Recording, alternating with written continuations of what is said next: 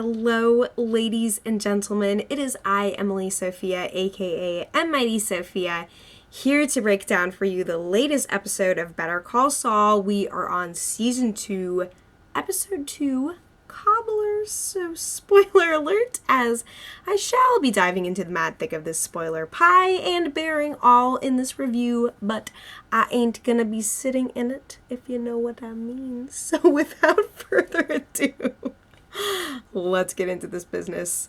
Of course, I have so fresh in my mind, fresh out of the oven, the last 5 minutes of this episode in which Jimmy James McGill, attorney at law, or at his own version of the law, spins a delightful story for a couple of coppers who were originally suspecting Mr. Daniel of dirty drug dealings in the dark of night, but then come to realize that in fact this man is an artist who was deeply wronged by an art-loving patron of his who happened to enjoy his depictions of squat cobbler.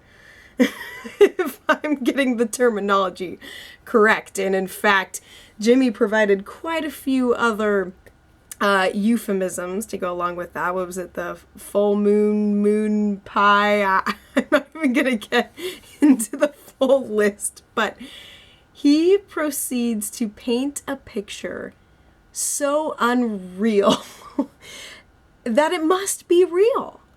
So completely outrageous, so completely beyond what you could imagine or fathom, that these two seasoned professionals in criminal justice just so happen to buy it.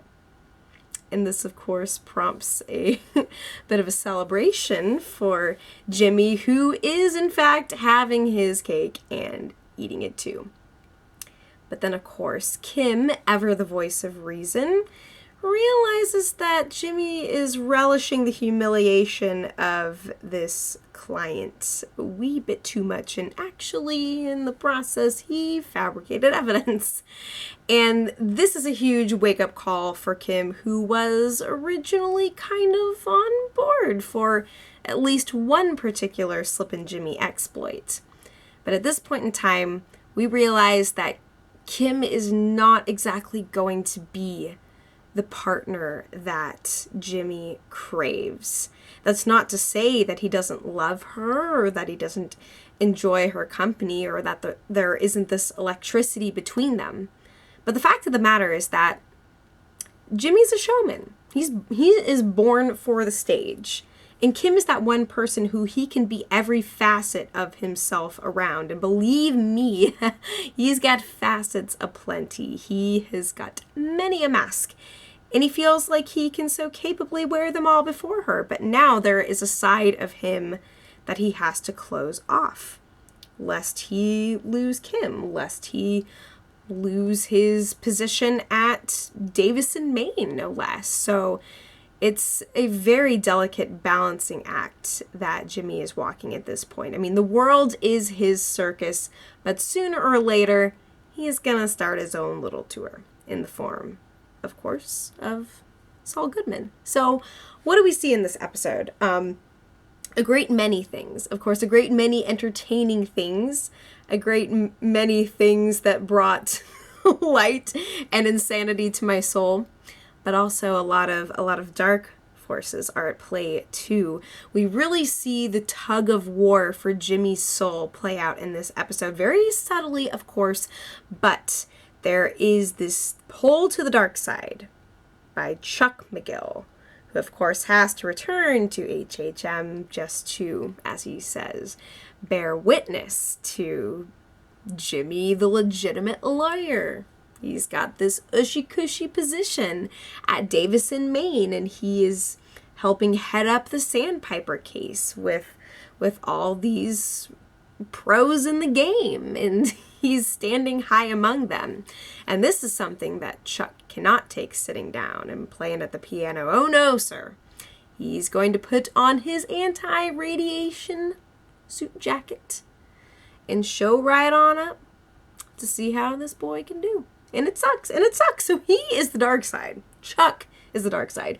But then on the light side of the spectrum, we have Kim Wexler, who cares for Jimmy, who gives him confidence and the ability to use his skills, even in the midst of his brother's quiet judgment.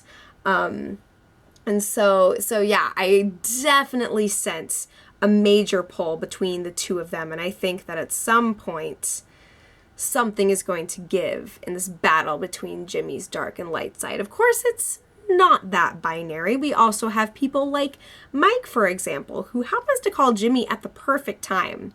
Because just as Jimmy's getting a little hot under the collar, that's when Mike is like, hey, are you still morally ambiguous enough to take up a little pro bono case? Which, of course, Jimmy does. And we know that this is something that he's drawn to. I mean, even sitting at his fabulous Coco Bono desk and his Coco Bolo, I believe it is. I don't know. I am such a plebe. I am not up on the fancy furniture world. But anyway, you know, we see that he is prone to wander, prone to explore, prone to play by his own rules. And it's so interesting to see just how subtly resistant he is to all of the things that Davis and Maine is lavishing upon him. Even the new company car, of course, he wants to have it delivered right in front of the hair salon. So again, he has an audience. He can show that he's moving up in the world, but he's not exactly comfortable with this elevation, with his socioeconomic status progressing, because he's still so uncertain of this identity. He knows that he can't put all of his stock in just being the career lawman who does right by all and all's well. He knows that it's not as simple as that. It never will be, and we know the future just as much as I think Jimmy does deep down too. So he's kind of uncomfortable with all of these new riches and privileges that he is coming upon, to the point that he feels like he has to put everything at jeopardy, almost as if, you know, it's to feel alive, some rush, something that's really driving him to succeed in his own twisted and convoluted way. You know, he wants to make things work for him, not the other way around, especially now that he is no longer living under the thumb of Chuck, or at least is trying very desperately not to. And so in order to be his own person, really, he feels like he needs to have the liberty and the agency to be all people, you know? At least that's my take on things. Now, in the meantime, we get to see some fun developments with Daniel and Mike and Nacho, and we get to meet Nacho's dad, the upholstery guy. And things go better than expected, of course, due in great part to Jimmy's involvement in making sure that nobody else is barking up Daniel's tree. But oh my dear goodness, I mean, just the idiocy Daniel embodies is off the charts. But I love this character that the writers have constructed for us, because we see that he is so completely, irrevocably, laughably flawed, and that so many other players in the game are flawed in their own intricate ways. But this guy, he wins. And he gets all his baseball cards back. So good for him. Finally loses the nasty ass Hummer, which Nacho describes as a, oh gosh, what was it? Like school bus for some like pimped out 6-year-old or whatever it was. It was a great description. And we're also reminded of the fact, too, as Mike reminds Nacho, that he is working under Tuco Salamanca, who did show up earlier on in the first season. I had completely forgotten about that, so Breaking Bad fans, you know, we are getting more of those tie-ins for sure.